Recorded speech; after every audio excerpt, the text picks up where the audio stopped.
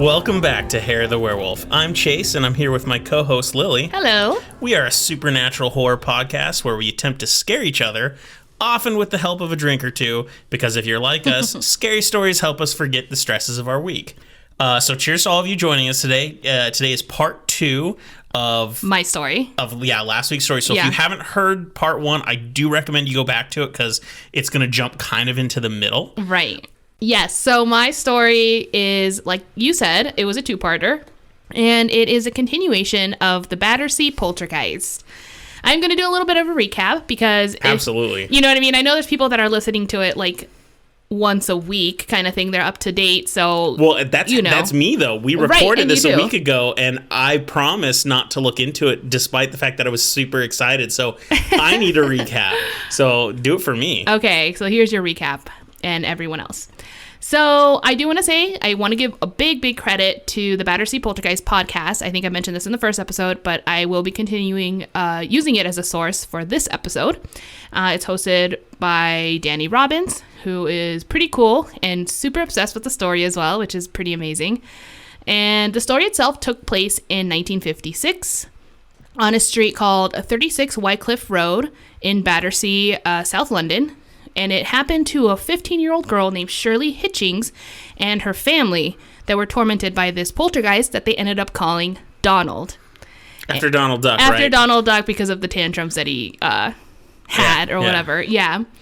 It all started with a mysterious key that Shirley found on her pillow in her bed. That's when the loud banging and knocking on the wall started to occur almost every single night. Pans flying about, slippers walking on their own, just to name a few things. The media got involved, and they made it really creepy because they basically sexualized a poor 15-year-old girl and her lover, Poltergeist. Yeah, they asked the Poltergeist questions, and the replies were that he was in love with her. That he was, like, in love, right, because then they started communicating with them, exactly. There was a paranormal investigator that has been involved, whose name is Charles Chibbett, and we call him Chib for short.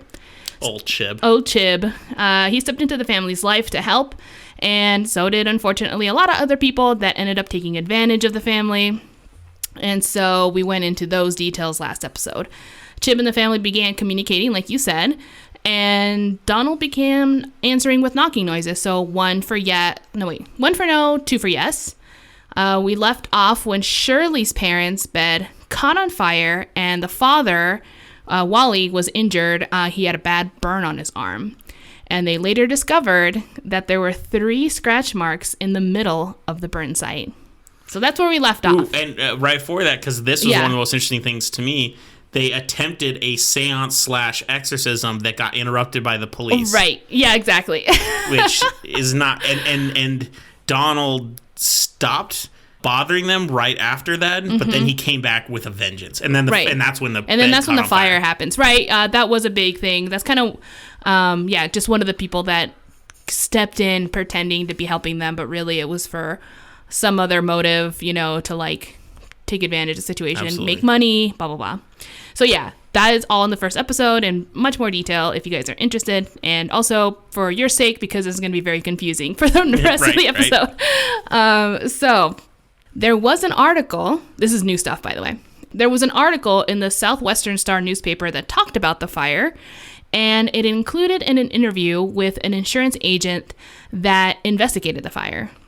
So after the guy was done with the inspection/investigation, he went to his home, like normal, and then not long after, he began hearing loud banging sounds coming from the walls. If I'm not mistaken, I think it was the only... that one night that he heard the noise. So I don't think it was like a prolonged that it wasn't like Donald was passed on or anything. But yeah, so there was like almost residual haunting, if you want to think about it that way.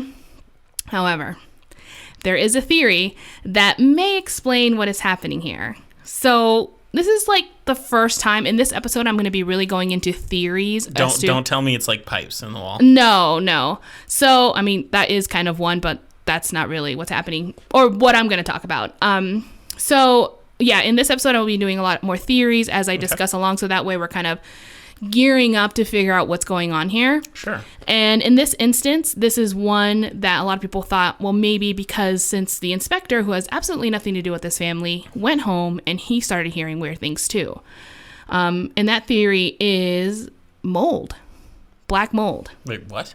Okay, here we go. Don't abandon me. One of the most common culprits being black mold, which can grow rampant in homes. Black mold is a neurotoxin, which means it causes neurological symptoms like dizziness, mood swings, anxiety, depression, numbness, insomnia, hallucinations, and seizures. I mean, it also causes a whole bunch of physical problems, but for this, we're just talking about the brain. Okay. So if it was mold, then it can explain why people that have been in the house have lingering hauntings when they leave, because they're experiencing some sort of hallucination. And based on suggestion and all that stuff, it could possibly make them feel like if they're going to have a hallucination, now it's going to be about that. Okay. Kind of a weak theory considering all the other things that have been occurring. I'd say the reason that is weak to me is you'd have investigators who were just there for a short time. Right. And they were hearing the knocks too. Yeah. So unless it's the mold along with a ploy to make noises and all this stuff, that seems. So it could be a combination of things, but this one, it was apparently like one that was incredibly damning for a lot of them. They're like, or skeptics, they're just saying, this is it. Like, I bet it's just mold and they're hallucinating. I mean, they're just so convinced that the extremities of what had occurred aren't even as fact. So it probably allows them to believe it more. Mm-hmm. But if in fact all these things have happened and you believe like tons and tons of witnesses that have been there, then it's not going to be the mold. Well, the mold is a similar theory that's pretty dominant with the Salem witch trials. There's this whole chain of thought that there was a particular mold that was growing on the wheat at the time that's known to have hallucinogenic properties, and when they were doing excavations in the area, they were finding traces of this mold on old wheat that they were finding in the archaeological record. Mm-hmm. And they were like, well, maybe a bunch of people were having, itchy skin and hallucinations, and they were guided by this fear of witches, and everyone was kind of having. It's why the stories didn't quite sync up, but they were about the same thing. I mean, it's a whole combination of things, which isn't completely out of the realm. And there have been cases that have been solved, like other hauntings that have been solved and discovered it was mold, because once they got rid of the mold, the people no longer felt paranoid in their house. Like, people were watching them, hearing things, you know what I mean? Like, they're more subtle haunting stuff. Absolutely. So I'm not opposed to the idea of them saying mold might have been causing some hallucinations with the family. There's so many things that happen when other outsiders, they're not going to start hallucinating within a day. The guy who stayed in their kitchen for a while, he would have been there long enough, but he stayed in their kitchen for years, or in their house, and not just the kitchen, but I think they probably accommodated for him a little more over the years. But Chib, you mean? Yeah, so I think it would require that there would have to be some ploy with multiple people making a hoax. In addition to what they're saying, we have to make everyone believe us, so they were taking it to an 11. Yeah. So, okay. So, honestly, it just kind of reminded me of when we were in Italy and we were experiencing, mold, just side effects. It was affecting us, and we didn't even know. Our apartment in Florence had a mold issue, and it wasn't right when we moved in. No. What we didn't realize is that even the landlord kind of told us that kind of needed to wipe down a lot of areas in there, because, the walls would... It was such an old building, and he said this is just the way it is. Would come through the walls from the old buildings, into the new drywall and everything, and this thin, white, fuzzy mold would start growing, and since the walls were painted gray, you couldn't see it until you got up close to it. Right. And we noticed it really close to when we were moving out. Yeah. And the last couple weeks, you and me were feeling very... tired. Our eyes were hurting, and they were felt itchy. I was having. Well, you and I were just in really weird moods, and our eyes. We want to keep them closed all the time. Having our eyes open was not easy. Yeah, it was really tiring. But then we'd go to bed and we couldn't sleep. We'd sleep. I mean, no joke, 2-3 hours a night, tossing and turning. Yeah, and it wasn't until and we wouldn't even want to leave. We wouldn't want to do anything. And then sometimes we forced ourselves to leave the house. And if we'd be out of the house for 3 hours, all of a sudden great. We started feeling $1 million. Yeah. And that's when we started noticing the mold, because I can't remember even what it was. We just started noticing because it was very like subtle white, at first. It was kind of white mold. I don't know what the hell kind of mold it was. I mean, obviously. Yeah, it was pretty bad. Yeah. And we started cleaning it as much as we could to help it out. And we started opening up the windows, which meant all the mosquitoes were coming in because they don't have mosquito netting on windows out there. But anyway, it was just like one of those things that I'm like, it's not out of control, and if they're living there years and years, I don't know. Yeah, it affected our lives. Yeah. Like, viciously. Exactly. So, one theory, one of many, perhaps, that is a contributing factor. Yeah, the more I think about it, it doesn't bother me very much. I'm like, okay, there's something here. Yeah, exactly. I mean, did the house have noticeable mold in it? Not that I know of. I mean, it wouldn't have been something maybe they would have known either. Because I'm wondering if this is like, for any of you that saw the second Conjuring movie, the house that all the people were staying in was like noticeably that looked like a moldy. Up. I wouldn't doubt it because, like I said, they were in a kind of more working class neighborhood, so they weren't like the nicest, most upkept houses in London. You know what I mean? So okay, so there's that. However, like I said, it's not going to explain everything. Sure. Because there was an interview for Shirley that they requested from the BBC Highlights program that used to air at 7 p.m. And it was hosted by a guy named Arthur Clifford Mitchellmore. Mitchellmore was a famous reporter that covered things like the moon landing and JFK's assassination. So he was kind of like an important person. He was brought in for big stories. Oh, right. He brought in big stories, and now he was bringing in Shirley. Okay. Is it just because it was so mega news and it was on everyone's mind, or is it because he actually considered this a big story? I think it's because everyone at this point had gotten wind of it, and like it was just a big story, and he covers all big stories and just kind of fit into the criteria. When Shirley arrived at the studio, her and her dad were waiting in the green room, and it didn't take long until Donald started to bang on the walls. Eventually, the producers, and I think Mitchellmore was also included, came into the green room to introduce themselves. They, of course, began to hear tapping sounds coming from the tables around them. I actually tried to look up information or like anything beyond that, but there really wasn't anything. I thought maybe there would even be a clip of the audio of the interview itself. But as I learned, unfortunately, at the time, they would re-record things on top of old tapes. Sure. So eventually it disappeared, and because they reused those tapes. Okay. And didn't archive them in any other fashion. So, bummer. There's no way of really knowing anything else. But the fact that she was on that show and that the people there had reported things occurring, I think that's interesting because they have not even been in the house. Absolutely. There's no mold. Unless there's mold literally on their clothes and she's like rubbing against their faces. I just don't know how this could occur. Anyway, so another reporter came in. Chib had decided to invite one when he thought that this person would be in their favor. And this person was Joyce Lewis. She was one of the original reporters from the first episode, if you remember, like the first time that they decided to talk to the media. And they brought her in because she was like the nicest one. She seemed like the one that might have actually believed Shirley the most. Sure. And they thought this is, again, to their advantage, and maybe they can get a good article out there. So Joyce agreed, but under the conditions that her boyfriend joined them. Shirley and Joyce would share a bed that night, and she also did a few other things to ensure that Shirley wasn't playing any tricks. Like, she made Shirley put her legs between, like, her legs, so she can, like, lock them. Okay. And then they would hold hands kind of thing. So it was kind of like so she can feel if Shirley was moving or snapping her fingers, just anything, you know. Well, these are her accounts, Joyce's accounts. At midnight, she started to hear tapping sounds coming from under the bed. The room became incredibly cold, and then the sheets were pulled off. She began to hear scratching coming from all parts of the room, and then it would seem to go quiet for a while. By 1 a.m., Joyce said that she could smell something burning. But upon checking the room, there was nothing. She had her boyfriend stay right outside the door. And she asked him, come in, I think there's something burning. You need to help me figure it out. So he does, but they can't find anything. In fact, he couldn't smell the burning. Oh, okay. So he was not, but he came in like true skeptic. He's like, I don't believe any of this. Is like, this is BS. So he didn't smell anything. I don't know. At 2:30 a.m., now this is a direct quote from her article. Joyce says, I am startled to feel Shirley's arms slowly go out of the bed. I pull frantically, but the force pulling her is too powerful for me.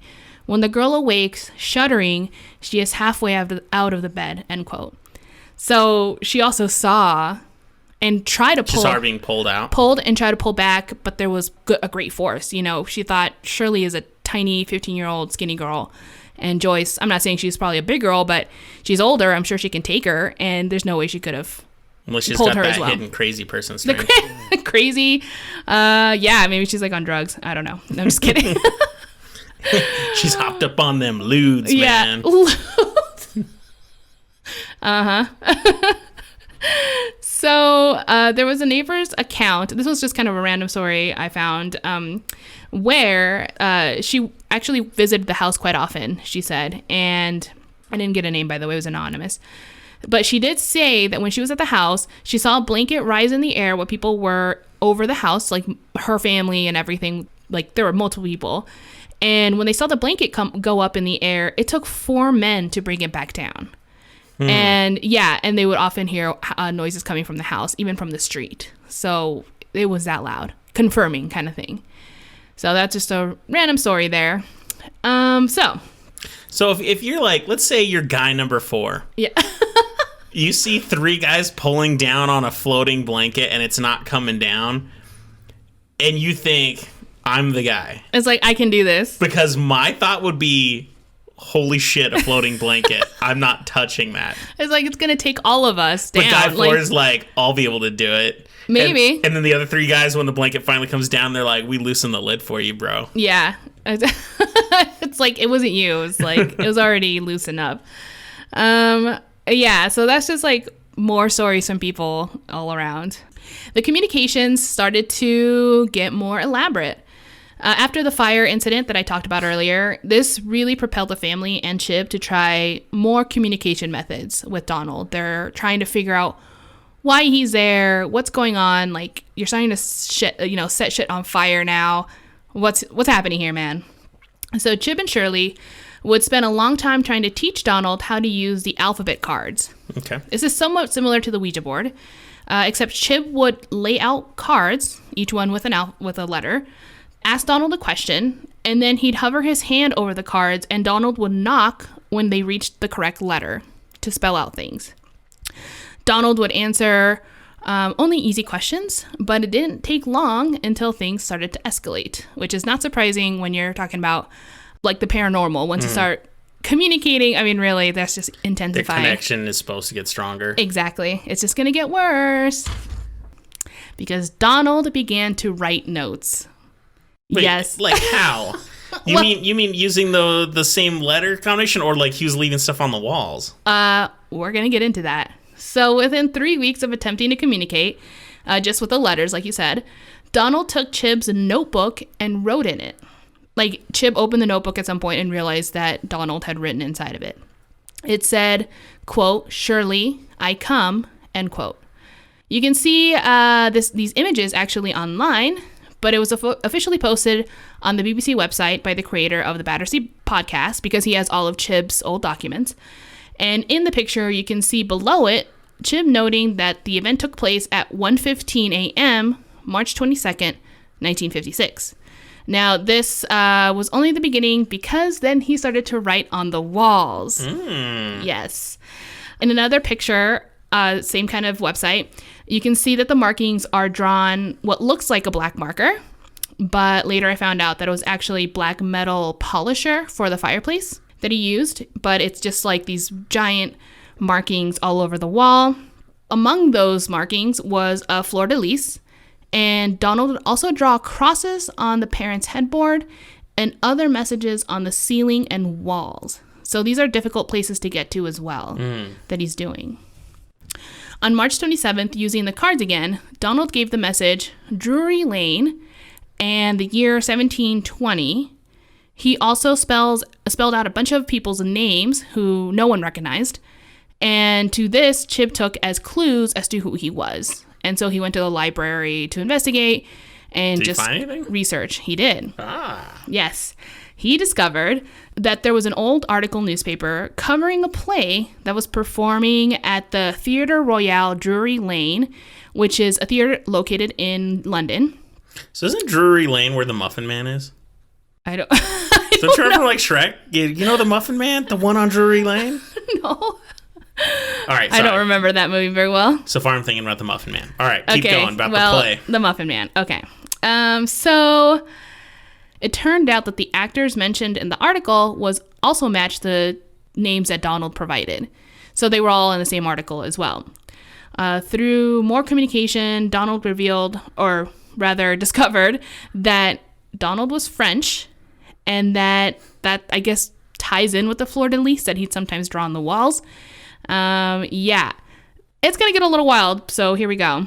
Months later, Donald writes and claims that he was Louis the 17th from France.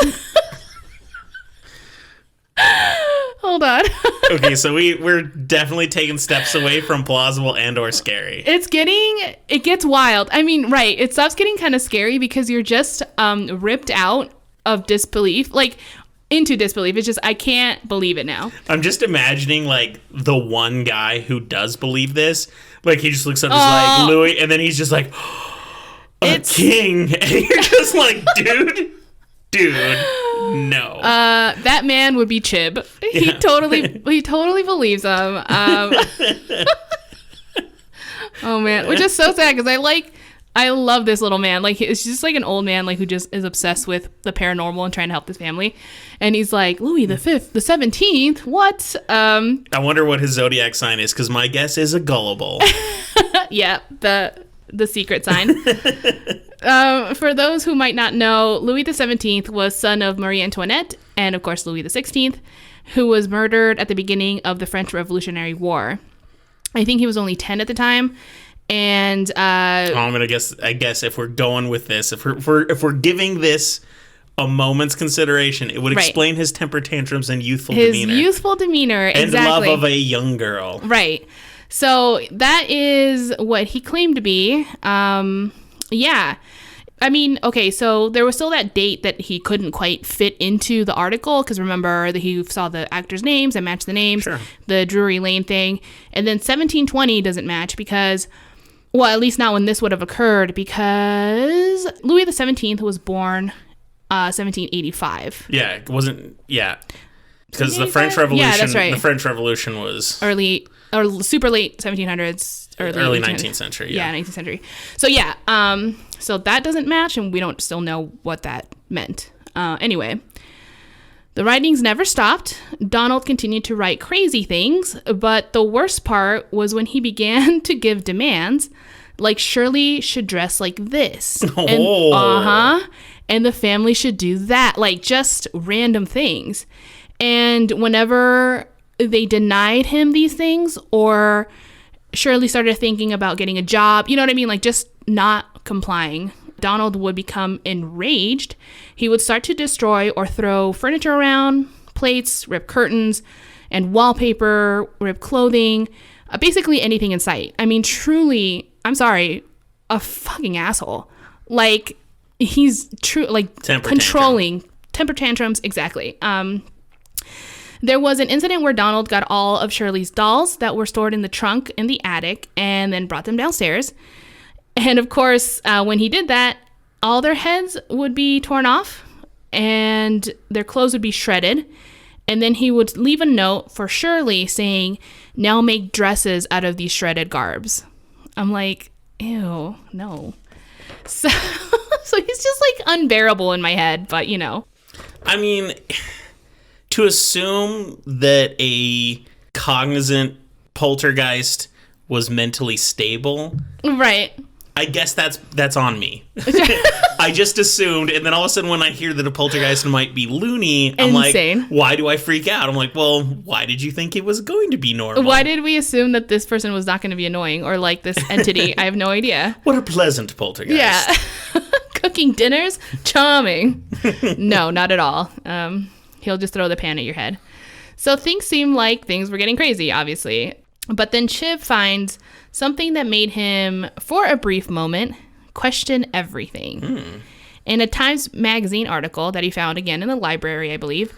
No, not in the library. Someone brought this to his attention. Okay. It talked about a TV play that was performing at the Theatre Royal Drury Lane, and it included the names of the actors that Donald had previously talked about. Oh, really? Uh-huh. In addition, the article was published on March 27th, the same day that the incident occurred, that he wrote those names. This information would have been accessible to Shirley and her family. Oh, so starting to sound like fake. A little bit, right. So here comes another theory. So we go back to the letters that Donald wrote from the Battersea podcast, brought a letter that was written by Shirley and a letter that was written by Donald to be analyzed by a handwriting specialist. Here were the results. The specialist reports that although there were slight differences, she believed that they were from the same person. According to her, there are not enough distinct characteristics that are unique to the individual, and in this case, it had plenty of similarities. Now, I don't know much about writing comparison, obviously, except whatever I hear on Forensic Files show that I love. But it is considered to be a reliable source of evidence. Absolutely. In general, like in court, whatnot. I took a forensic anthropology class, right. And we did weeks on handwriting analysis, and it's a really impressive, in-depth field. I mean, indeed. So each person does have a very distinct style. As I learned when Shirley was confronted by this information, she was shocked and she stuck to her guns. She said that, no, I did not write those letters. I have no idea what's going on. And in fairness to her, because she would say, I don't even know when I would have time, the letters that Donald had written is estimated to have been 3,000 to 4,000 messages over the course. Now, I'm not saying that's a ton if you really think about it, I guess, but sometimes these things would appear when she wasn't in the house or at other places too. So it would have been really bizarre for Shirley to be able to get these things out. I mean, wouldn't she have a lot of time in school? I mean, I did a lot of drawings in school. Maybe some people scribbled crazy poltergeist I don't think messages. she was in school anymore, so maybe, that's why. She didn't have a job either. So, all this happening, unfortunately, Chip was a little, skeptic, but then he saw other things that kind of brought him back to a believer. So, this is how this story really feels like it's flowing now. It's like things that you just have no idea could occur, and then you get a little bit, and then you get a question, but then something else crazy happens. So here we go. Because of all the crazy, the family did start to get accustomed to Donald, despite all of that. And in fact, they started seeing him kind of like part of their lives. That's terrible. I know.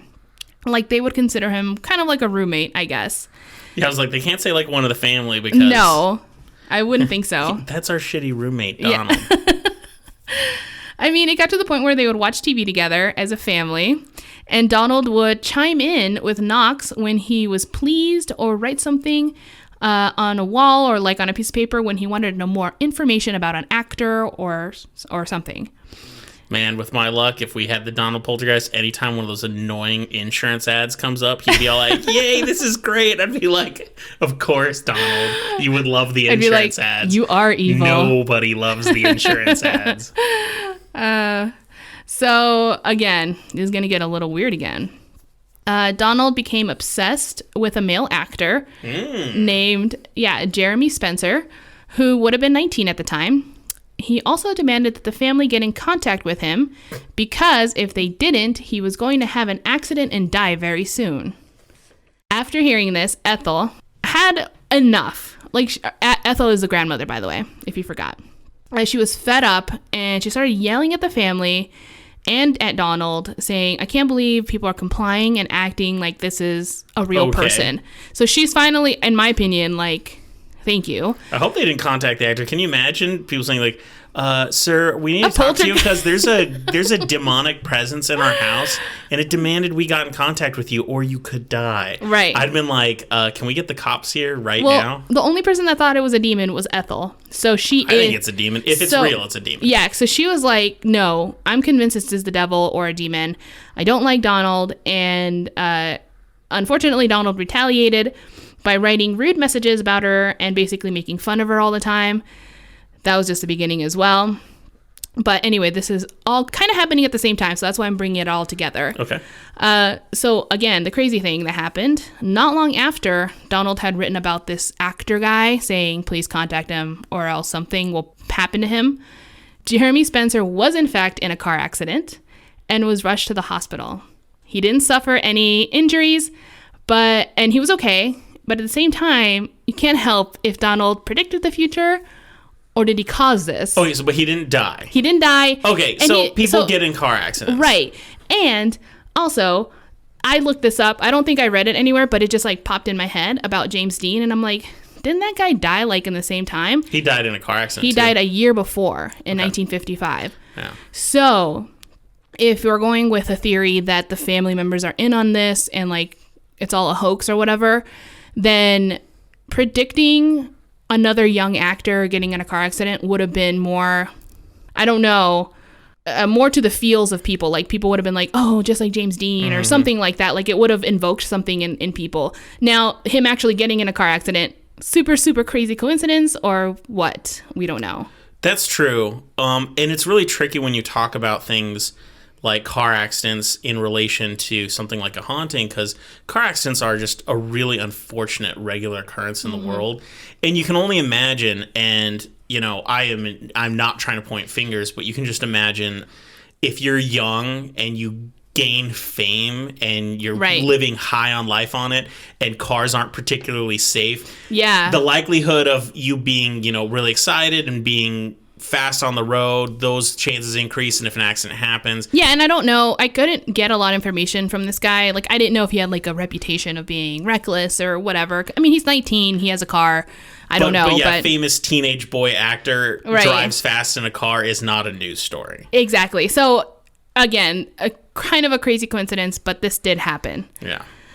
Okay, so this kind of brings me to the next theory that a lot of people have. Again, still, this is the theory that is still kind of paranormal, but here we go. That Donald is Shirley, or that Shirley is Donald, however you want to look at it. Like, there's no actual separation of the entity, but rather an extension of Shirley. Okay. Sort of like so two ways. Either having the power of psychokinesis or telekinesis, but unable to control it. Or something similar to what I had kind of covered before, which is the doppelganger. Yeah. Oh, the doppelganger. Yeah.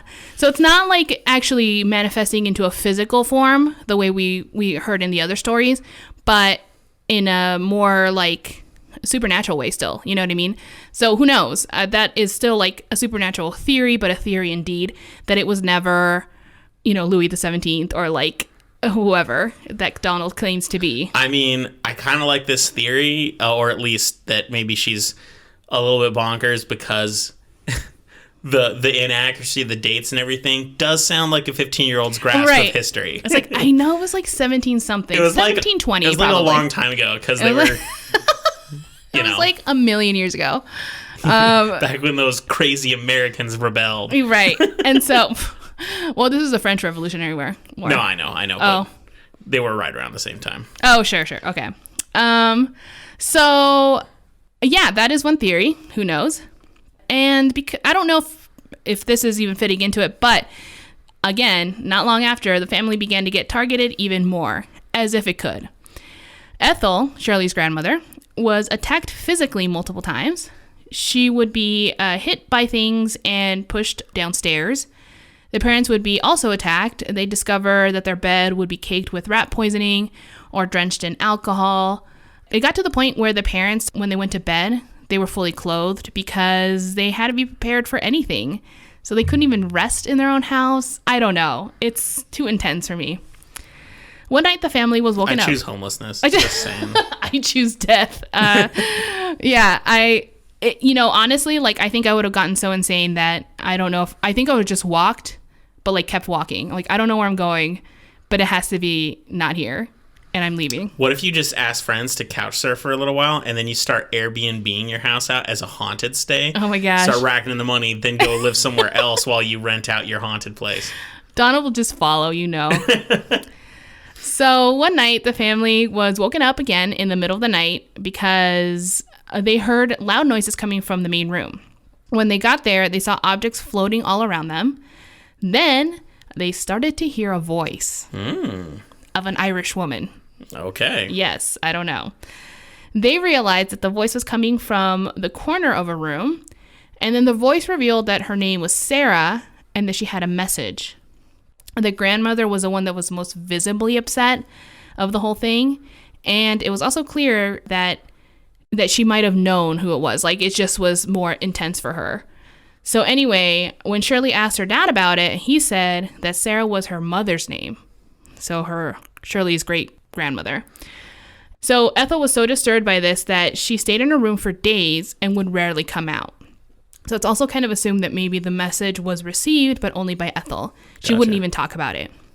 And not long after, Ethel unfortunately had a stroke. She lived for a few days after, but eventually passed away in October. According to the parapsychologist expert that was on that other podcast I talk about, she said that hearing a voice was the last form or stage of a poltergeist. So this is like, he's basically given all his tricks now. Oh, okay. I thought you meant it was like he has now achieved his final form. Like this, he is now at full power. But you mean like... Oh, and full power. Like he's unlocked basically everything that he might be able to do. But there's nothing else he can do. But right. So I mean, he could get more violent again. He could actually. But everything he's done, this is the his level. Skill set. Right. All right. So now I don't like. There's not going to be probably a physical form coming at him. Like, he's not going to turn into a man or something. But I guess an Irish woman's fine. And for my last trick, I'm going to do an Irish accent and give a poor old woman a stroke. I know. And she's like the only one I like the whole time. She's like, this is the devil. Why are you talking to him? I'm like, yeah. Yeah, just like ignore it. Why? Respect your elders, kids. Listen to this woman. This is where it came from. So now, like I said, since these are all the tricks in his bag kind of thing, more or less all this still happened. Now, eventually over the years, or not even just the years, after a year of this, the media basically had stopped paying attention to Shirley and her poltergeist, and everyone started just kind of getting used to it in the neighborhood. Okay. It was kind of like, I guess this happens to you. I don't know. And no one really cared, but it still happened. So again, if it was for attention or for money, it no longer is. Okay. But it continued for 12 years. So that almost the entire story that I told you about. Wait. They lived there with this for 12 years? They lived there for almost 12 years, but at one point, Shirley does move out. So I'll get to that. So in 1965, Shirley met a guy named Derek. They fell in love and got married. She moved to Bognor Regis, I think that's what you call it, in West Sussex, and had 2 children. So obviously the children came much later, but for the first few years of marriage, Donald still followed Shirley. So he followed her to her new house. So did the stuff at the original house stop? No, because Donald would often visit both homes. Donald's got to split his haunting up amongst 2 places. Oh, yeah. That must have been hard for him. Right. So so busy. He had a commute now, and it was just really annoying. Move back closer to home. I'm sick of the travel. Yeah. So Donald would actually end up writing messages back and forth. He would say things about what her family... So, like, if he wrote a note to Shirley, he'd be, like, updating her on what the family was up to. And then when the other family members received a letter, he would tell them what Shirley was up to. But not like in a nice way either. Like sometimes, I think at one point she said that he was basically a snitch. So I don't know what he wrote, but it was not cute. She's totally having premarital sex. Just saying. But she was already married. So I don't even know what he's saying. Crazy bastard. Okay. In 1968, Donald finally left a message to her parents saying that he was leaving and wrote his final message that said, quote, goodbye. Shirley, of course, was relieved. However, not everyone felt the same way. Shirley recalled seeing her mother mourning over the loss of Donald. She'd even wear black and wouldn't stop crying. Like, her father had no idea what to do about it. And yeah, this went on for a while. This is disturbing. It's very disturbing. And so, aside from the mom, I think she was the only one who really was feeling this way, because Shirley accounts was that her and her dad were dancing around the room, super relieved that this was all over. He's gone. Yeah, he's gone, and he has left their life. I think the guy from the podcast said this is like Stockholm's poltergeist level. Like, it's just Stockholm Syndrome, And well, I guess it's that's what sad. you get for tolerating this for 12 years. Tolerating, unable to control it. I mean, is it really tolerating when it follows you? I don't know. You don't have a choice, I think. I mean, the house I grew up in, I lived in for over 12 years. But ever since I moved out, I've never lived anywhere that long. Right, so, I mean, that's true. Yeah. That's bizarre to me. I mean, it's easy for us to move, maybe, but maybe it wouldn't have been so easy. No, and I don't mean to downplay that. I can understand times are difficult and everything, but this is an extraneous circumstance. It is, yeah. So just kind of like cinch things up. Remember that key from the beginning of the story? Oh, finally, we're getting back to the key. All I've thought about is this goddamn key. Well, you're going to probably be still somewhat disappointed.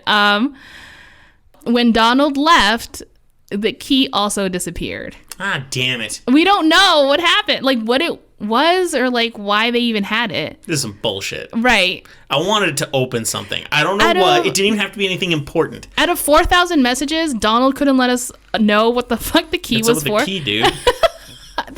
I think if I was her, I would just ask it one question over and over. That's all you say. What's the key? Where's the key? What is the key? He uses his poltergeist speaking voice, and you're just like, I don't care. What's the key for? What's the key for? I ain't talking to you. Tell me what the key is Destroy for. the house? I don't care. What's the key for? I'll throw it into a river, you bastard. Okay, I already hated Donald, but now I'm mad. Now I hope bad things happen to Donald.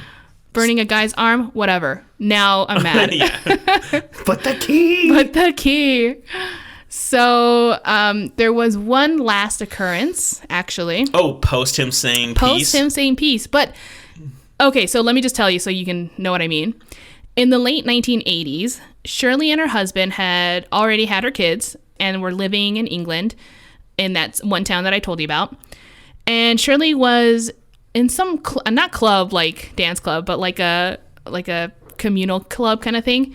And one of the members approached her and asked, "Did you know I'm a medium?" And Shirley was like, "No." And in fact, before that, Shirley hadn't even talked to her before. So she was like, what the fuck? I think it's really funny that, like, if someone walked up to me and says, "Do you know I'm a medium?" I'd be like, "Good for you. What do you call me, fat?" My first thought isn't like psychic. I'm like, what do you call me, an extra large and you're a medium? Oh. I'm like, oh, cool. I'm like, I'm a large. I don't know. Yeah, like, I swear if someone walks up to me and says they're a medium, my first thought is sizes. It's not that they can speak to the They're dead. like flexing how cute they are. I'm like, what the hell? I used to be large, now I'm a medium. Shooting for the small. Exactly. Rude. But no, she meant the other medium. So anyway, Shirley again was like really weirded out by this and she told her no. And the medium went on and asked Shirley if she had a little brother. And Shirley again said, "No, why do you ask?"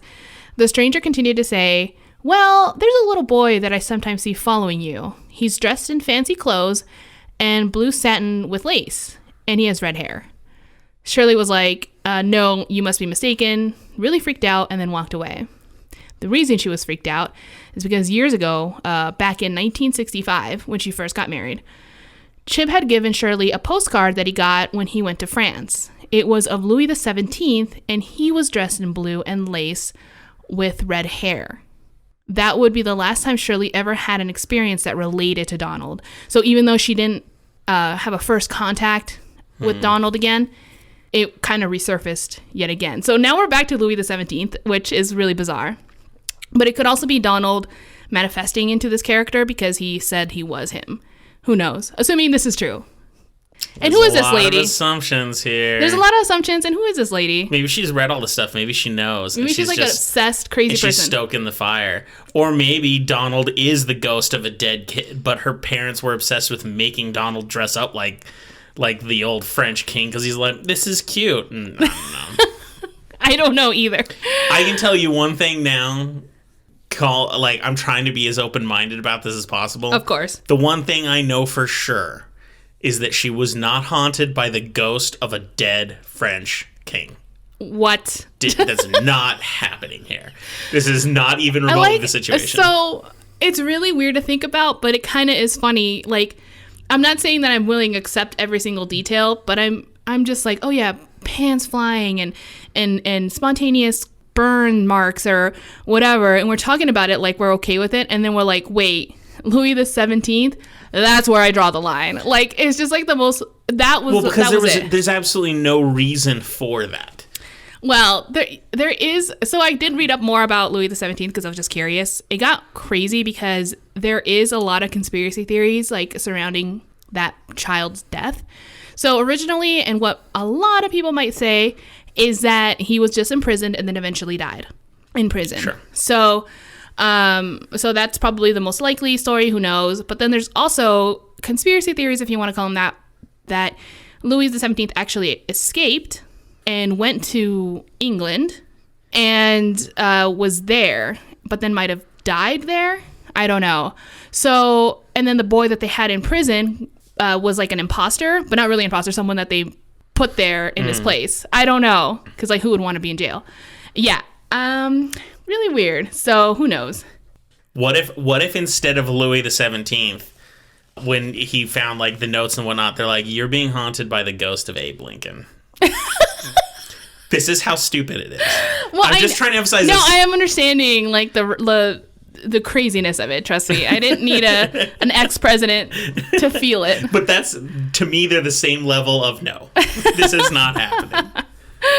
Oh, gosh. Well, on that note, because of the whole, everything is ended, I'm going to talk about more theories. Okay, perfect. Just some things that came in that I started reading about. But she's still alive, also you on the said, podcast. Right? Shirley's still... Oh, she's 80 or 81 at this point, yeah.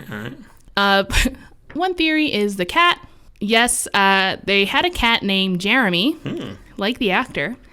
What if he was obsessed with the cat? Oh, and they just like, oh, you mean the actor? Wait, how is a cat gonna die in a car accident? No, but he didn't say the actor was gonna die in a car accident. He said the guy's gonna die. What if he meant the cat and the cat died? Aw, I wonder if they... Maybe the cat was already dead. I'll have to do some more investigation, but sorry, I'm not sure. I just figured we need to probe all these avenues, since if a French king is a possibility, it could be a cat. It could be a cat, and this is what I'm going to say. Because this is one of Chib's observations, and in his documents, he said that the cat would often be triggered about when things were about to happen, or while they were happening, of course, but he would never run away. Like, he was kind of not interacting, but just acting weird with it. This is something that, of course, many people believe, that cats do have a link between the two worlds, the living and the dead. And perhaps a cat might not have been actually conjuring Donald or anything like that, but maybe using his catness to, like, as a segue. Gateway. Right, like a gateway, or like, I don't know, just involuntarily. And it's like, okay, this spirit keeps coming through me. I don't really know how it works when people talk about the cats and the spirit world, but... that is something that Chib noted. I think it's just a bunch of people who hate cats. Aww. They want to demonize those cute little animals. I know, probably. And I like to think it was a black cat, but I don't know. So it's like, I'm a dog guy, and cats suck because they're a gateway to the undead. Yeah, they're like the walking Ouija board. I wouldn't trust it. So another thing that people kept saying is like, well, was the foundation ever inspected? Because maybe there was just something really bad with the environment that was causing a lot of sound. Pipes, like I said. Yeah, exactly. So, in fact, when a lot of these things were happening in the media during like the peak of media hype and everything, the father did end up hiring a surveyor to come to that property to make sure that everything was good. I mean, they didn't want to like go into a sinkhole either. Sure. So the surveyor went to their home, could not find anything wrong with it. He's like, I have no idea why this is happening, or like rather your land isn't necessarily any different than your neighbors. Like there's no reason. Well, if that was the case, then why have they torn the building down in recent years? If it was so good, it should still be there. I don't know. Because you said a lot of the other houses are still there. This one isn't, though. Yes, so then something had to have been wrong. Maybe they just were freaked out. Maybe the surveyor was bad at his job. He's like, whatever, it's fine. A lot of people are bad at their jobs. A lot of people are bad at their jobs. I mean, I guess. Yeah. So here is another theory. It's called the cracking toe theory. This is when a person is able to crack their toe joints. This can also be done with your other joints, like your knees or hips or whatever. But the most popular method is to use the toes in these kind of scenarios. It's also called hammer toe. And what that means is when you can bend, when you have a bend within the joint. I don't really know. If you look it up, you know what I mean. There are a few stories of this kind of like paranormal stuff, mediums and whatnot, that have taken advantage of this skill and successfully fooled entire audiences, making them believe that they're having spirits knocking. These sounds can be amplified and done loudly with practice. Even Harry Houdini confirmed that this illusion was used by many mediums during seances. The power of illusion causes people to self-manifest other occurrences.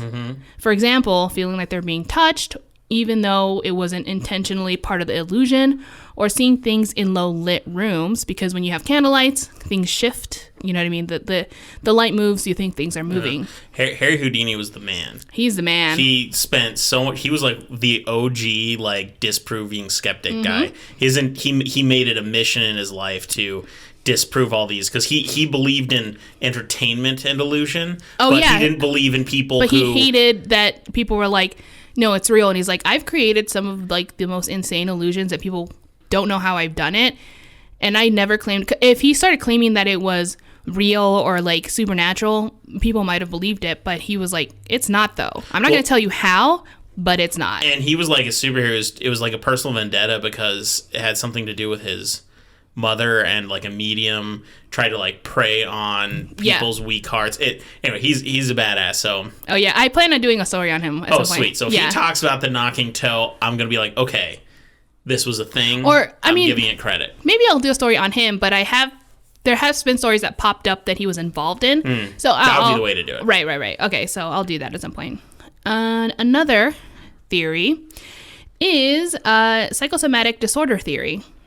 This is when both mind and body are affected at the same time due to a psychological problem and vice versa. So, for example, in some people, anxiety can cause their eczema to flare up or have stomach ulcers.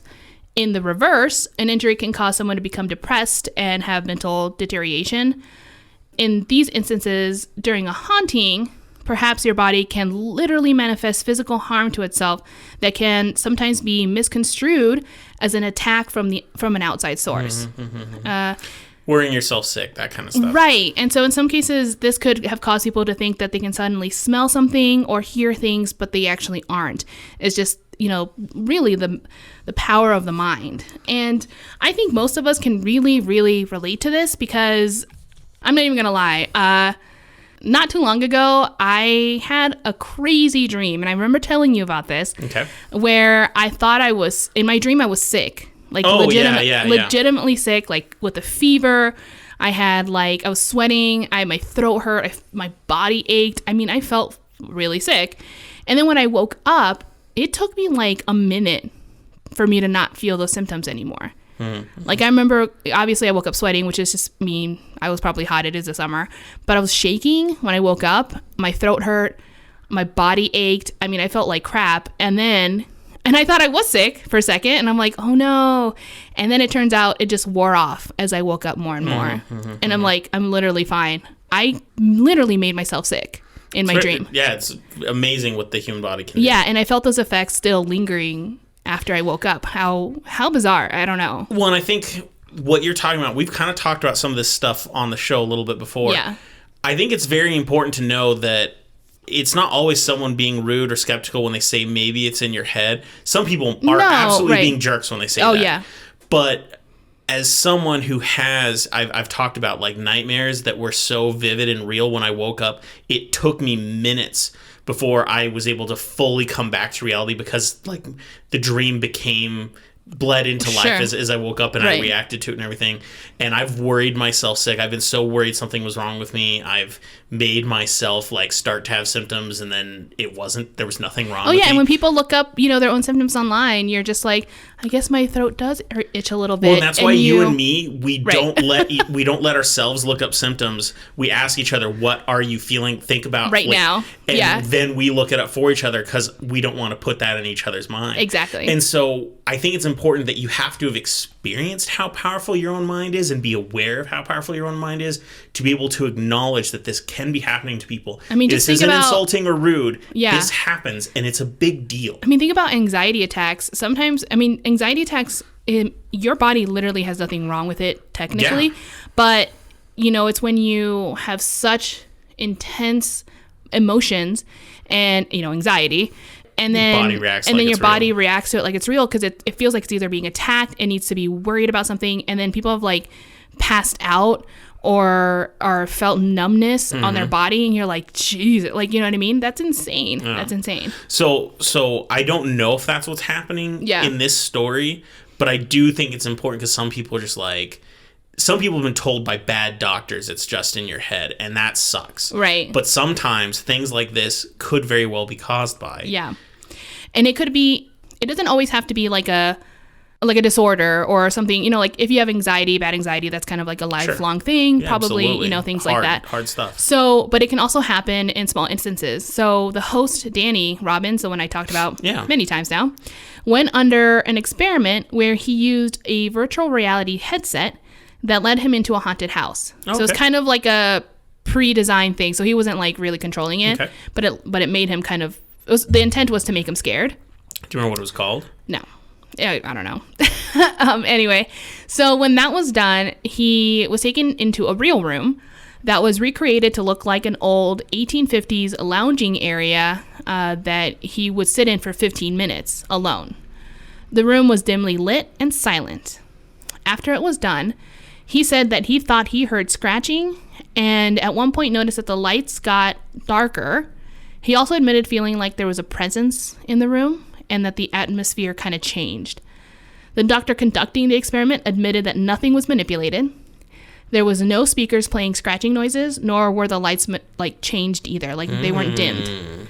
This purpose of the experiment was also to show the power of fear that causes physical occurrence or not hallucinations, but I totally really want to do this experiment on myself. Like they'd have to. No. Like I'd like someone. You'll know if you didn't manipulate the room. I'd like someone to be able to. I mean, perform it on me. Like I'd like to submit myself to it. Myself. But what they would need to do... they would have to have a control room like where things were changed and then like ones that weren't. Or what they do is like they say you could hear scratches, noises, moans, everything. Said we do have some artificial ones. They are randomized. Some things may play, some things may not play. We're not going to tell you. You're going to tell us everything that you've experienced and we'll tell you whether or not and that would be the perfect scenario, and right? So they're like, we did one scratch at 2 minutes and that was it. And you're like, man, I was hearing like creaks and moans and like 8 scratches. Right. Like, there was one scratch. There was one scratch and all right. The lights didn't change or whatever. Yeah. It sounds like fun. I think that's like a whole like experience. I would be so freaked out, but having a good time too. Yeah. And then another theory is allowing yourself to believe will open your eyes to another world. So this one also is your more still in the realm. This was their eye-opening experience. Right. So the idea that if you allow yourself or the ability to practice in believing, then you're able to see the other world or like ghosts and spirits and all these other things. This kind of reminds me of the quarantine episode I did a long time ago. Yeah. The quarantine stories. Oh, that one was good. Yeah. If you haven't heard that episode, go back and listen to it. I can't remember the exact title. I think it was like The Islands Made of Bodies or something like that. Or no, that's Poveglia Island. No, I'm talking about the quarantine haunting stories that I did. Do you remember? Oh, I thought you were literally talking about the island. Oh, okay, yeah. Oh, no. Oh, that's right, because they had a quarantine island. That's where like no, the quarantine... This is... Oh, you mean like people's personal stories from what happened during quarantine? Yes, okay. Yes. Those were also awesome. Yeah, anyway, that was also a good story. Bad. All of my stories are good. I'm just kidding. Of course. No. So we've just done so many. When I remember them, I'm like, oh, that one was so good. I know. Yeah, definitely. And in that story, I did talk about how people didn't even know their house was haunted or anything until they started to have to stay there. Do you know what I mean? Like, so people weren't aware that maybe residual hauntings were occurring at certain times of the day because they weren't there. They were at work or like whatever. So it's kind of like now you're seeing it because you're alone and do you know what I mean? Yeah, no, exactly. So who knows? And I think that's basically my last theory. There was quite a few other ones that I read, but these were my favorite. And truly, if you really want to know more about it, I recommend, again, the podcast. It goes in depth. And if you have any questions, I'm sure they'll answer it. So I am actually curious now to look into this podcast. Now that you've told me the story, I feel comfortable, like I can look into it without ruining anything. Oh, yeah. I want to learn more about it because at this moment, and not to sound like a stick in the mud, I'm definitely leaning towards mostly not true. Okay. And I think my reasoning is because it's just too much. It is a lot, and then the podcast does a good job of explaining and going in and out of belief and disbelief too. It's really well done. A lot of the too much is extreme too much. It's too much. Too much. Some of it's really starting to sound like a fabrication, and I'm not sure to what end. It is pretty insane, indeed. And in fact, I mean, like, it is kind of crazy, but at the same time, aside from those 12 years, and not even the whole 12 years, really only that first year, did anyone really pay attention to Shirley as far as, like, for attention? And they didn't even ask for money. If you remember in the first episode, I said they weren't willing to, like, do all these interviews. They weren't wanting to, like, get anything from anyone. They were just really concerned about their well-being because, one, it just started happening when they first started getting the hype. But anyway, like, they were really resistant to it.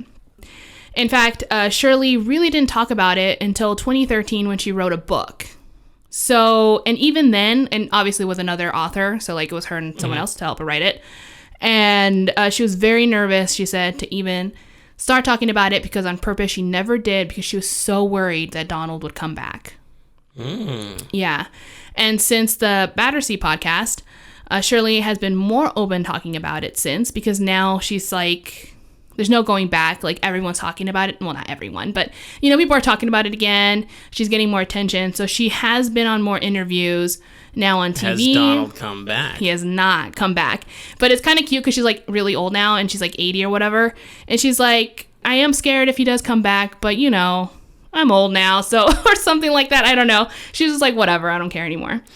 Also, just like a really weird, like, in the works kind of thing, Blumhouse now has the rights to the story, and they're going to be... They have the rights to, like, every... They have the rights to everything, yeah. And they will be developing a series, it looks like, based on it. Yeah, so in the future... It seems long enough that this could be a series. Oh my gosh, you have no idea. It's definitely going to be... Okay, so I covered most of it, I feel, but not everything, and not as in depth, of course, as I'm sure what the miniseries is going to do. And, you know, if it's a miniseries, it's going to be, like, taking its own liberties as well, I think, unless they're going to really do it, like, documentary style. I'm not sure. So, what do you think of it? I don't know. You gave all the research, but are you like, I think there's something here. I believe most of it. I believe some of it. I don't know. I think I definitely believe some of it. So here's the thing. I was the one who had to read as much as I could of it. So you got all the deets. And I listened to the whole entire podcast miniseries, and I saw interviews with Shirley, you know, the more recent ones and all that stuff, and any article clippings that I was able to find and things like that. So I really got myself enveloped into it, and there's no denying that some of the facts that would surface, and I'm like, truly, this would have had to have been the most elaborate hoax that the entire family... Yeah, 12 years, that's a long one, especially people aren't paying attention to it. And I think the whole family had to be involved for what they had to accomplish. Like, it could not... I'm sorry, I don't think it could have been this one 15-year-old girl conducting everything. So, I don't know. But I don't think everything was true, probably. And also, if you know, I think I mentioned this a long time ago, but poltergeists tend to lie. So, him saying he's Louis the 17th... That's true. Is whatever. Yeah, that's fair. That's fair to say. I will admit, over 12 years, that's a long time. It would be an elaborate hoax.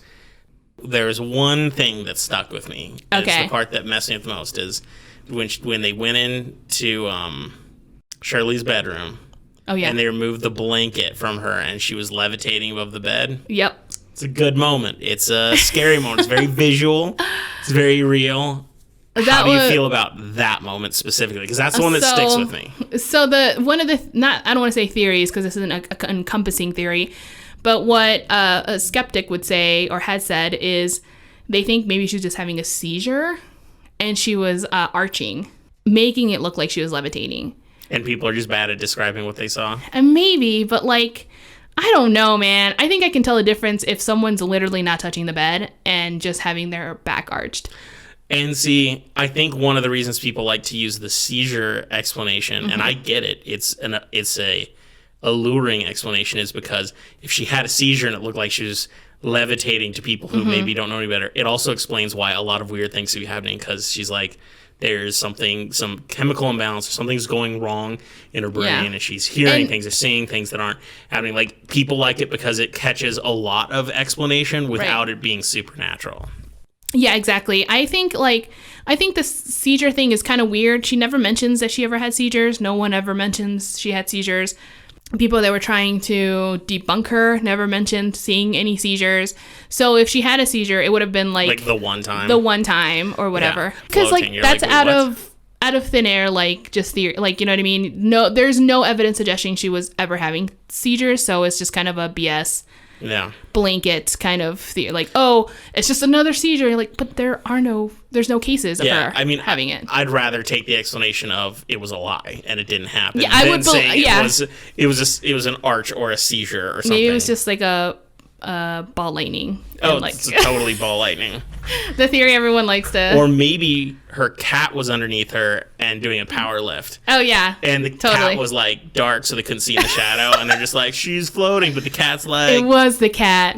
Check this out, bitches. Oh my gosh. And the cat was writing on the walls. Totally. I believe it. I believe it. All right. Well, this was an amazing story. Super long. You're welcome. And I hope the second half was entertainment enough. And I don't always know if the two-parters are worth doing or not, but this one was very particularly intense or heavy in information, and sometimes you gotta break it up, right? And we rarely get that as much. Sometimes we're we don't know why that happened, but we're gonna have to accept this. And this one had a lot of reasons or twists and turns and information that people found and etc. I don't know. And the alternative is either cut out so much stuff to get it into an episode, or have a really long episode. Right. And I think a two-parter is the best way to get all the information, but also not give someone a 5-hour episode. Well, I loved it. That was good. That was one of the more intense stories that you've done. Good. Okay, so now that I'm done, and again, I've been talking for so long, I'm going to need a drink, and we're going to take a little break, so we'll see you guys in a bit.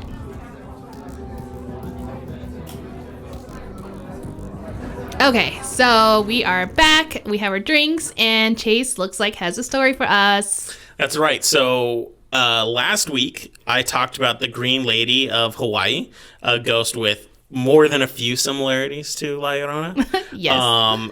It was a good story, and so keeping in line with your two-parter story, I decided I was going to stick with Hawaii and tell another Hawaii story. This next one, I'm just going to say this one is actually kind of a big deal. I'd never heard of it. This is actually something a lot of people in Hawaii, this is an important thing to them. Okay. So I'm hoping I do it justice. Yeah, I'm hoping I just do it right. Okay. So it's about a Hawaiian creature, mythic Hawaiian creature seems to be the best way to describe it. You might call it a cryptid. I'm not sure. You have to. Okay. I'm still confused about what cryptids are, so you're gonna. I think sometimes that bleeds through as well with other things. So maybe at the end we'll decide if this one's a cryptid. Okay. I'm gonna tell you about the Moʻo, which is the Moʻo. So it's MO''O, but according to what I read online, it's Moʻo, like Moʻo. Oh, cool. Okay. Slight break in between them. It's like but like Moʻo. The Moʻo are shape-shifting spirits that most often take the form of lizards. Even though they are most often seen or presented as lizards, they can also take the form of large dragon-like lizards or even the form of people. They're not always, reptiles. Oh, okay. Depending on who you ask or what legends you read, they are described as deities, water guardians, or Aumakua, which are family gods. They're like gods for individual families. That's cool. In this respect, they represent a type of lineage. So, in fact, the words for story and genealogy in Hawaiian start with Moʻo. Oh. And they are, and I hope I pronounce these correctly, Mo'olelo, so Mo'olelo, and Mo'okuahau. And so those are the words for story and genealogy. So this word is intertwined. It's all the relative nature of these things. Sometimes they are said to have control over the weather, these lizards, these spirits. When appeased, they can bring water and ensure that the harvest is successful. And if angry, they can cause fierce waves or even windstorms that can cause people to fall off cliffs to their deaths, lose their way on trails, and even cause them to drown in pits of goo. I swear, they said pits of goo. Where are they finding these pits of goo? Well, remember when we watched Surf's Up? I mean, it's totally a fictional movie about surfing penguins. I'm like, But they went into caves filled with goo. So maybe there's caves of goo. We just don't know about like, don't like silkworms drip goo or something? That's definitely out of my area of knowledge. So I caves? wouldn't be able to. I wouldn't be Where did I able see to this? agree or refute that. Maybe I made it up. I don't know. So, some of the Mo'o are considered evil, but most protect those that worship them or members of the family to which they are associated. Over the years, Mo'o have become synonymous with images of power and are often represented in physical totems that blend ancestral lineages with reptile forms. Wow. Which kind of sounds a little like some of the tiki stuff we've seen and everything like that. It's pretty awesome. Yeah. We're totally in line with Tropical Terrors. I didn't do my little intro thing, but Tropical Terrors. Oh, yeah, that's right. They are believed to dwell in ponds, cave pools, and other freshwater sources throughout Hawaii. When I say this, I mean people believe this today. You know, kind of like you don't take lava rock because you'll get bad luck. These are things that this is something a lot of people take very seriously. Okay. And so this is something that demands respect. But anyway, many of them, at least at one time, had stone markers that depicted the specific Mo'o that lived in that body of water. And you can see them today. Sometimes there will be ponds or little things, and there's a stone with markings, and that marking is saying this is the Mo'o that lives here, that protects this water. That's so weird. It is said that people should put an item like a flower or a branch into the water before they get in. If the Mo'o wants to be left alone, it will allegedly carry the item away rather intently. Like, you put it in the water and it'll just move away from you rapidly. Shoot off or something. Exactly. In such cases, it is best for people not to enter the water. If the water remains peaceful after the item is put in and the item is relatively undisturbed, then it is safe to enter the water. Cool. Because people don't want to die. Like, you could die. You could drown in the water. Or maybe the water turns to goo or something. Maybe I'll just try to put one in on a non-windy day to ensure. Because, I mean, like, I'll get confused. I'm like, well, is that the wind or is the Mo'o mad at me? I mean, we don't have that here because there's, like, no bodies of water No, here. I just meant, like, if we're ever in Hawaii. Oh, yeah, right? Not here, obviously. I don't see us going to random pools of water and swimming, though. And also, I just don't go in bodies of water in general. So that's true. You're not into swimming that much. No.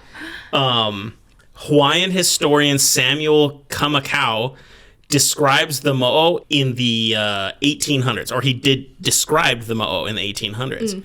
He stated that during certain rituals, fires would be lit on altars near the homes of the Mo'o. When the Mo'o appeared, they were 12 to 30 feet long, pitch black, and still wet from the water to which they came. He also stated that if they are given some ava, quote, they would turn from side to side like the keel of a canoe, end quote. Now, ava is the name for a type of kava. What? So if you don't know what kava is, it's a drink made from the root of a plant, and allegedly it has an elating and calming side effect. Yeah. It doesn't have alcohol in it. You and me actually tried kava not too long ago. Right. Some of our friends from Colorado, they brought some down, and they said, chug it. They said, don't smell it, don't linger it. It tastes terrible, but it's supposed to make you feel good. It was one of the worst tasting things. It just tastes like dirt. I don't know how to explain it. Well, and my tongue hurt. I didn't feel anything. Yeah, well, I didn't feel anything either, except my tongue hurting. And I don't mean like... I didn't even feel my tongue. I don't mean like a soreness. I mean like... Well, it was supposed to be numbness. A stinging. To me, it was like a stinging. Weird. I didn't even feel the numbness. I had no idea what they were talking about. And then we wouldn't want to finish it. And then one of our friends who brought it down... Mine. Well, I didn't finish mine. The friend who brought it down, he finished mine and then some. And it definitely had an effect on him, which was pretty cool. Yeah, I've never... I mean, I guess I didn't drink enough. But I had a whole cup, and that was supposed to be enough. But whatever. So according to this historian, when these giant lizards came, you were supposed to give them your drugs. Yeah. Feed them some of this, and they apparently would just be like, heck yeah, this is really good. I'm going to dress up as a Mo'o and be like, you need to give me your rum. Just kidding. Don't do it in Hawaii because that might mean I'm you're not like cursed and you're going to have a bad time. Yeah, I don't want to get cursed, so maybe I won't. Yeah.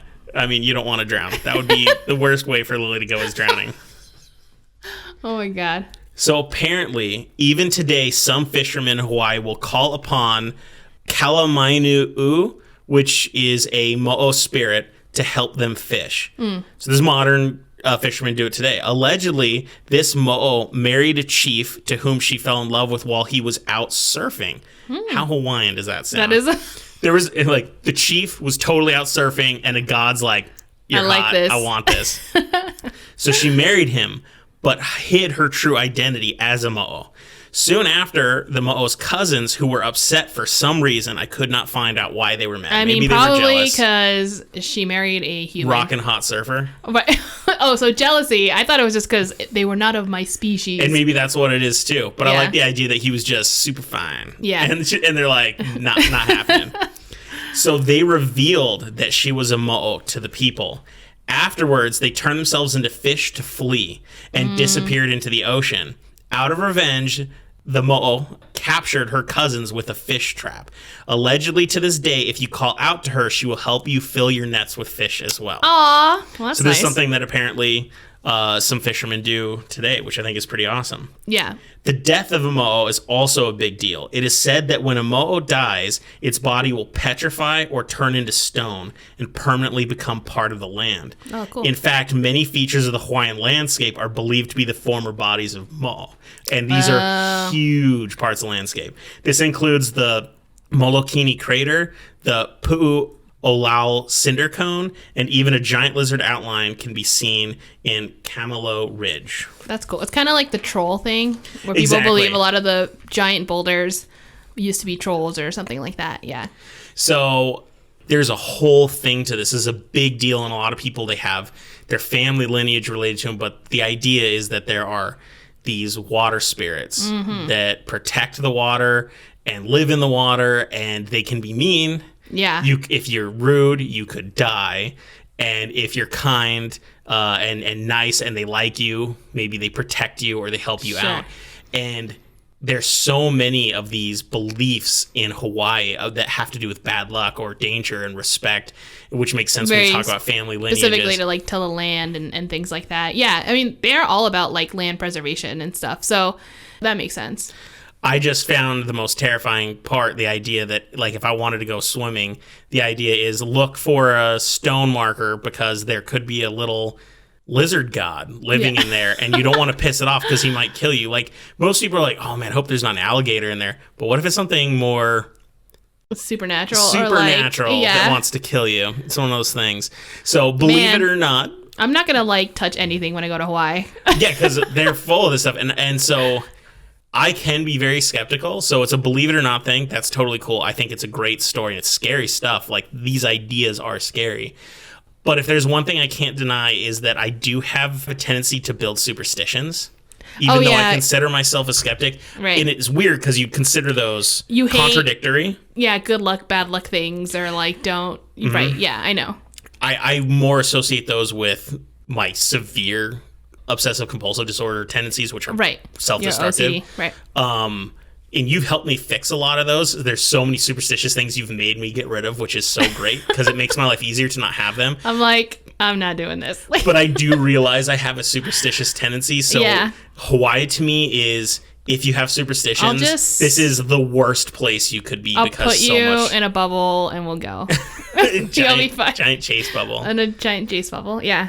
But anyway, that was just a little bit more of Hawaii's tropical terror. Yay! I like that one. That was a cute story and also slightly, scary because you're like, I feel like I need to read up on all the things that can go wrong by me just existing in Hawaii. Like, I'll do something and totally anger God. I'm like, dang it! I didn't know I wasn't supposed to like eat pineapple at 2 p.m. on a Tuesday. Like, who knows this? And what I like about these tropical stories is a lot of them are actually learning about cultural beliefs and values of a different people, which I really enjoy because it allows me to contextualize how sometimes I should just look at some of our cultural views of supernatural and scary stuff. It allows me to kind of just quantify it better, put it all together and understand it better, because I realize, everyone has these thoughts and beliefs with different things, and they might be manifesting or representing something actual, or it's just part of the human Which condition. kind of makes sense. Like, a lot of things come from something. Like, Yeah. when we were talking about like La Llorona, it's because we don't want kids going into the river at night.